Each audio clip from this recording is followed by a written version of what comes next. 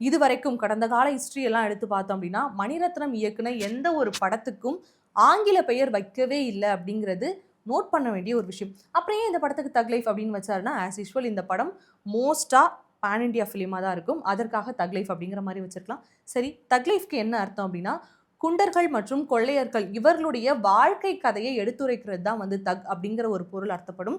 அதே மாரி இவர்களுடைய வாழ்க்கைய சொல்றது தான் தக் லைஃப் அப்படிங்கிறது தான் வந்து இந்த படத்தினுடைய பெயருக்கு வந்து பொருளா நான் பார்க்கப்படுறேன்.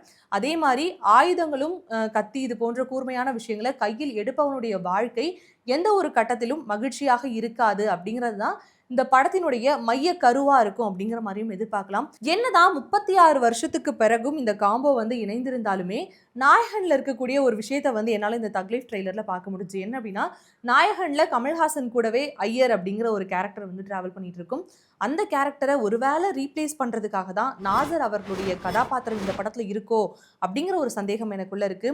என்னதான் வந்து நாயகன் நமக்குள்ள வந்து நீங்கா ஒரு காவியமா இடம்பெற்றிருந்தாலும், இந்த தக் லைஃப் நாயகன் அளவுக்கு இருக்குமா? இல்ல நாயகனையே பீட் பண்ணுமா? அப்படிங்கிறத பொறுத்திருந்து பார்ப்போம்.